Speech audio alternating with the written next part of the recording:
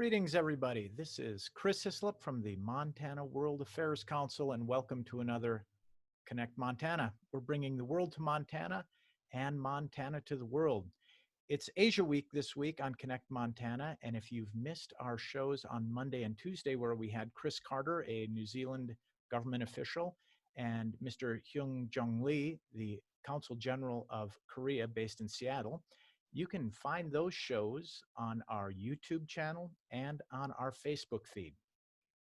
In partnership with the Marina and Mike Mansfield Center at the University of Montana, this week we're examining the COVID-19 response in the Asian region and discussing lessons learned. I'm very happy to have Mr. Yoichiro Yamada. He has been Japan's Consul General in Seattle since June 2017. He has a bachelor's degree in international affairs from the University of Tokyo and an MPA from Columbia University. His past overseas postings include Moscow, Brussels, Warsaw, New York, and Nairobi. Now, I would like to welcome Mr. Yamada.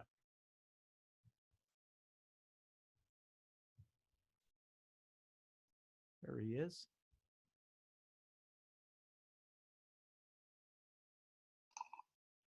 Hi, Chris, can you hear me? Yes, I can. You're very welcome, Mr. Thank you. Thank you for joining. Thank you, Chris, and good afternoon, I suppose. Thank you for inviting me, and I'm happy to meet with you through Zoom. First, I'd like to briefly touch on how Japan is coping with the COVID-19 crisis. In early February, a passenger cruise ship, the Diamond Princess, was given permission to stop at Yokohama with more than 3,000 people on board. It was much reported about as one of the early cases of a significant cluster of infection. Japan was the first country to close public schools to stem the spread of the virus. That was on February the 27th. But official restrictions remained rather vague in other respects. After lots of people defied official warning and went outdoors to view the cherry blossoms in parks, the numbers of infected persons showed a sudden increase toward the end of March. The Prime Minister declared a state of emergency on April the 7th, and many prefectural governments introduced restrictive measures. As of yesterday, the number of confirmed infections in Japan is about 14,000 people, and about 400 persons have died. Perhaps it is a relatively small number for a country of 127 million people, but there is an acute criticism over the shortage of testing capabilities and the waste of precious time in February and March that could have been used to prepare for the predictable explosive increase in infection. And today, most people are taking things much more seriously and mostly staying home. It is reported that the government will announce the extension of the emergency restrictions for about a month beyond May the 6th. Before going forward, I would like to take this opportunity to thank Montana for being a good and trusted partner of Japan for many years. And I want to recognize the impact of the late US Ambassador to Japan, Mr. Mike Mansfield. He cemented the ties between Japan and the US and the United States and opened a new chapter of partnership between Kumamoto and Montana. Talking about our economic relationship, I remember once hearing Governor Steve Bullock saying that if Japan stopped importing wheat from Montana, then every Montanan would have to eat 400 loaves of bread every day to make up for it. Such a thing will not happen. The producers and the buyers have such a close relationship that our buyers couldn't dream of letting go of such a relationship. I understand that Japan imports about a quarter of Montana's wheat exports, and I'm personally happy that the Japan-US trade agreement of last year reduces the tariff on wheat from the United States to the same level as TPP countries. Now, a third of the world's population is now living under lockdown regulations. Movement of people across borders have stopped. Yesterday, the Department of Commerce announced that the US GDP sank by an annual rate of 4.8% during the January-March period. The IMF recently said that this great lockdown will result in the biggest economic downturn since the Great Depression. The International Labour Organization yesterday said that more than half of the world's workers are in danger of having their livelihoods destroyed by the pandemic. And for many of them, not working often means not eating. I will briefly mention 4 areas that I think are important to think about regarding life after the crisis. They are the global supply chain, technology and governance, stability in developing countries, and China. What I say from now is my personal opinion and does not necessarily reflect the views of my government. First, global supply chain. With the transportation affected, the supply chain is disrupted all over the world. The pursuit of efficiency with the famed just-in-time delivery and the minimization of inventories has laid bare its weaknesses. Many people are wondering how they came to be so dependent on China for so many things, including masks, ventilators, and sanitizers. This economic disruption will most likely lead to decisions for the production of various goods to take place closer to home. This crisis will also hasten the drive towards automation of the production process using AI. Stronger health and sanitary requirements for the protection of workers might become an issue in future free trade agreements, and this will considerably increase the cost of production in labor-intensive industries. Such developments will result in a big change in the pattern of the global division of labor that has developed over the past 30 years. Second, technology and governance. An important change will happen to people's attitude towards privacy and technology. Before the outbreak, there were many outcries about censorship and bias. Whenever Google and Facebook tried to remove online posts that had extreme views. But during this pandemic, these companies removed the misinformation about COVID-19, and nobody seems to be complaining about it. Already, in some places, physical locations can be constantly checked, and offenders of lockdown orders can get reprimanded. Such surveillance technologies are regarded as essential for contact tracing of infected people. As we overcome this initial concern over surveillance technologies, we will find ourselves surrounded by one intrusive technology after another. But big tech may not be allowed to have everything its way. As their services are found to be indispensable, they might face a call for their data and services to be regulated like public utilities. Public utility companies that provide water or electricity, for example, enjoy a certain level of local monopoly, but they are heavily regulated and their prices and profits capped. Surveillance technologies are an extremely powerful tool for people who control them to cement their hold on power, as we know from China. The concentration of power in the executive branch under a state of emergency, maybe for just a duration of the pandemic in countries like the United States and Japan, But in countries where corruption is rife and politicians not accountable to the populace, leaders have an incentive to use this crisis as a chance to suppress righteous criticisms, branding them as dangerous fake news that exacerbate social instability.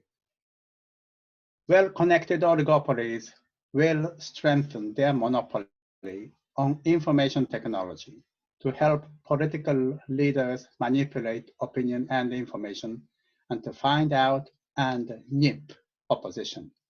And there are foreign powers that are eager to help these strong men. Third, political stability in developing countries. With this pandemic, emerging economies are facing a serious financial crisis. Since January, foreign investors have been withdrawing their investments from those countries to avoid a financial risk. Emerging economies are seeing sources of income dry up. Commodity prices are down, tourists have vanished, remittances from expatriates have dissipated. This is exacerbated by dollar-denominated debts, a large part of which is owed to China that has thus far refused to forgive such debt. People everywhere, but particularly in lower-income countries, are getting poorer, sicker, and hungrier. An article in the Washington Post a week ago quotes a 20-year-old tuk-tuk driver in Baghdad who said, and I quote, "I'd rather die of the virus than die of hunger, or see my son or my wife go hungry, but I can't provide them with food," unquote. Social explosions may happen. As economies worsen in many countries, some countries will introduce export restrictions for grain and other staple food. Back in 2010, Russia restricted the export of wheat, and it is said to be directly linked to the spread of social instability in the Arab world called the Arab Spring. Russia restricted the export of wheat recently again. This time it may go beyond the Arab world. Fourth, China. I refer to this country when speaking on all of my previous points. China has a big sway in so many things in the world today.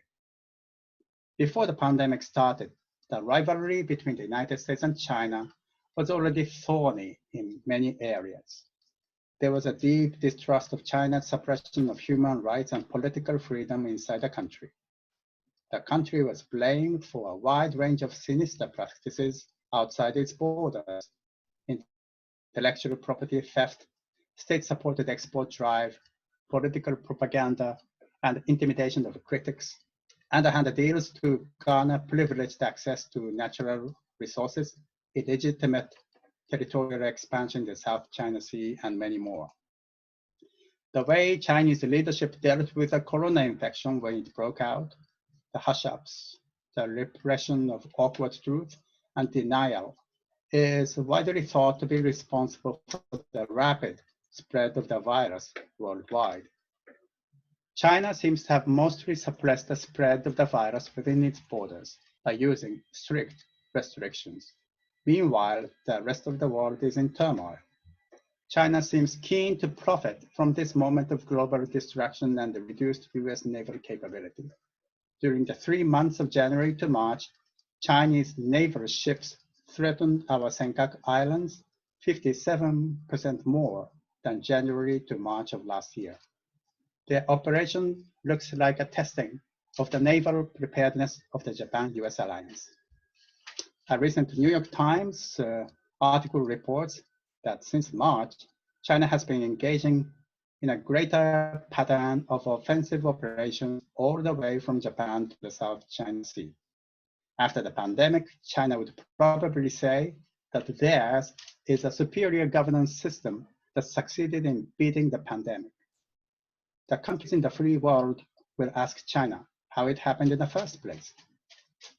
As China has a hand in all 3 points that I mentioned, the supply chain, technology, and political stability in emerging economies, I think we should expect that the post-pandemic adjustment of the international and domestic politics and economy will transform our existing relations with China.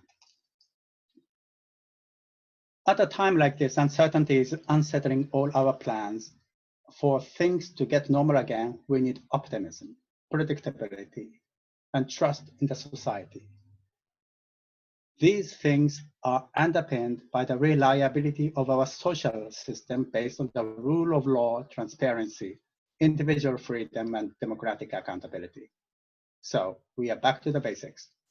Japan and the United States both adhere to and support these basic values and principles internally and globally. Japan, the US, and the other like-minded countries must cooperate to lead the world that will now be facing a new normal. The reality of this new normal may be different from the reality we are familiar with, but our approach should probably be the same. Stand by the principles that have always guided us in our international engagement. That's all that I wanted to say. Thank you for your kind attention. Thank you so much, Mr. Yamada. I must say we've had a lot of discussions here on COVID-19 and its response, but you brought up some new points, some very insightful points. I've been receiving more questions than we have time to go through, but first I'd like to go to Dina Mansour, the Executive Director of the Marine and Mike Mansfield Center at the University of Montana. Thank you, Chris, and thank you, Consul General, for making time to speak with the people of Montana today. Thank you also for referencing Ambassador Mike Mansfield. I believe it is because of his work to develop relations between Japan and Montana that Japan is certainly the strongest relation that we have as a state. As you know, the only trade office that the state of Montana has overseas is in Japan. And certainly the University of Montana and many other educational institutions across the state have had a defined interest and support for Japan. As you know, the Ambassador Mansfield noted that the US-Japan alliance is the most important in the world, bar none. And 2020, of course, is this commemoration of the 60th anniversary of the US-Japan Security Treaty. So I wonder if you could tell us what you believe that we in Montana can do to best support the US-Japan relationship. Thank you.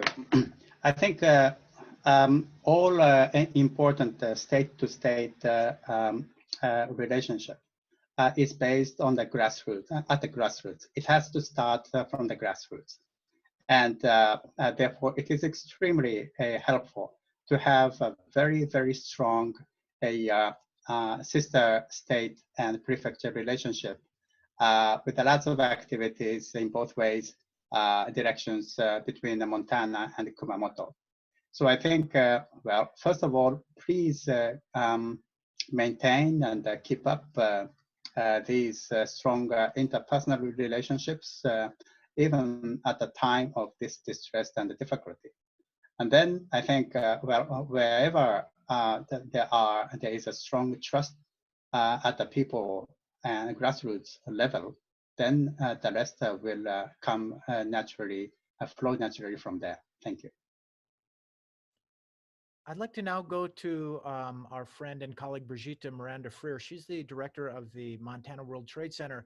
Mr. Consul General, you did mention, you know, some of the trade between Montana and also the global supply chain. Very interesting and important for us here in Montana.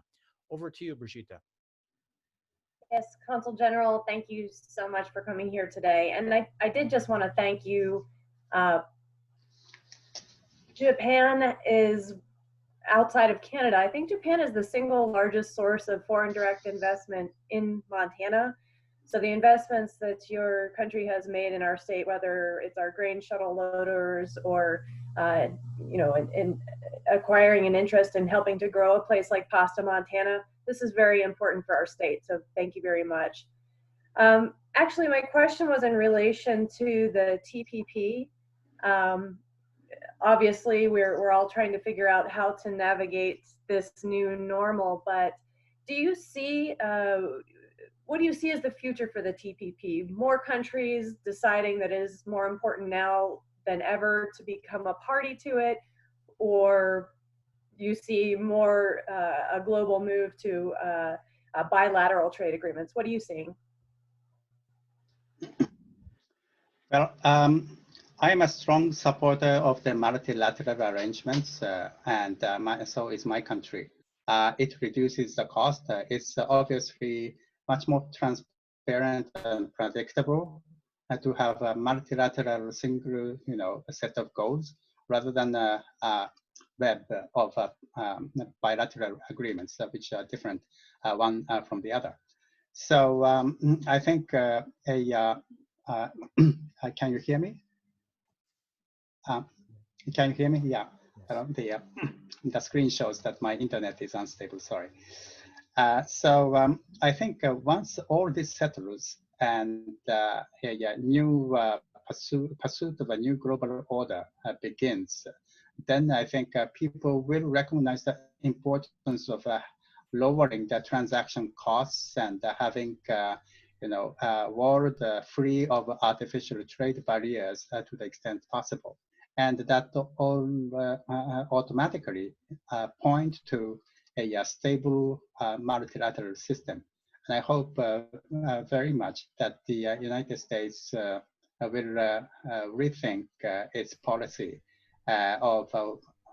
which led to the withdrawal of the United States from the TPP, and then the coming back to it. Yes, I thought it was interesting that agreements like the USMCA actually used the kind of gold standard of trade agreements that was put in place with the TPP. So hopefully there's a future. Thank you. I quite agree. So, Mr. Yamada, we have a number of questions. Let's try to get two more in before we have to close up. From a participant, are you happy with the World Health Organization, the WHO, and is there anything you would like to see change within that organization? I think the current WHO leadership made a significant blunder, especially in January and early February, when it gave a false reassurance that the well, this is not yet a pandemic. There's currently no need to restrict travels, international travel, and so on and so on. And that led to a considerable complacency and confusion in so many countries and led to the policy mistakes. So they have a lot to answer for in the way how they handled particularly the earlier parts of the earlier stages of the pandemic. And we really have to look into why it happened and how it happened. So I'm, in a nutshell, I'm not happy with how the leadership of the WHO, particularly the executive director, handled it. Having said that, this is no time for the international community to be bickering over the political aspects of the WHO and its response to the COVID-19. I think we have to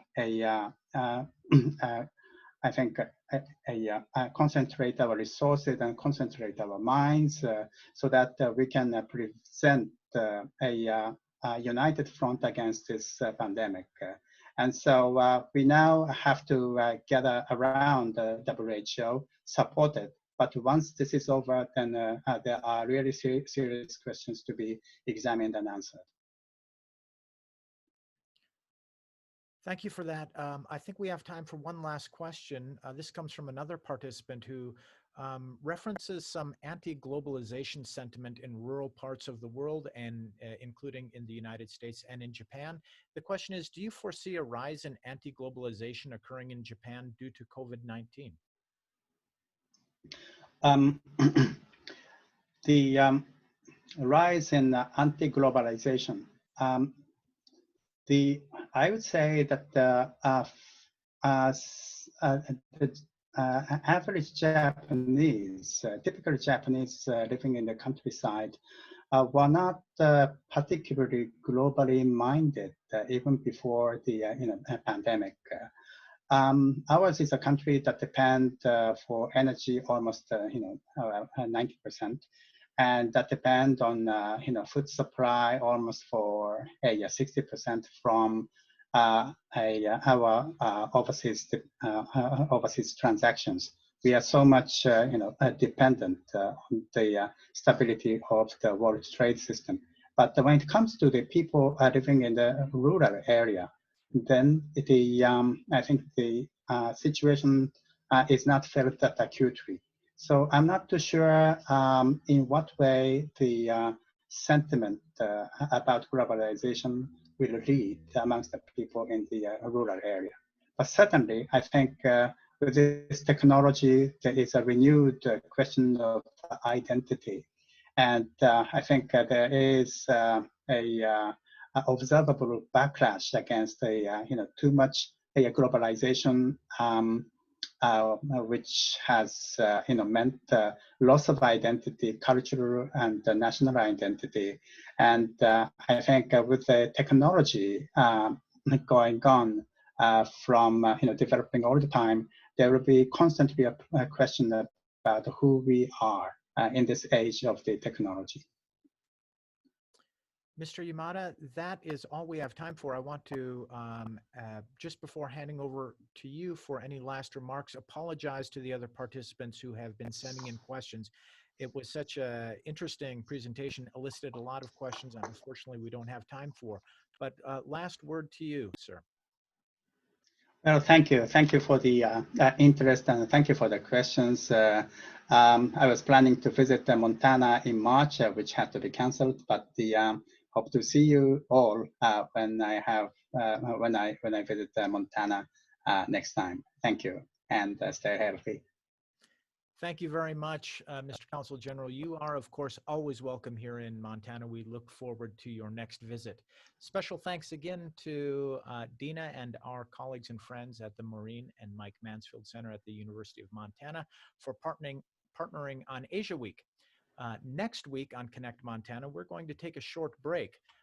This is also reflecting that our national councils are holding an intensive week of webcasts, webinars, and different kinds of virtual opportunities for you. You can find those on our Facebook feed. So go on to Facebook, like us, check us out. There's a huge range of different webcasts on interesting international affairs, current issues, but also things like yoga and belly dancing and other things. So a huge menu for people to join and engage in. So thank you to all the participants, and to you, Mr. Yamada, once again for coming to Connect Montana. We look forward to seeing you again the week after next. Until then, everybody, be well.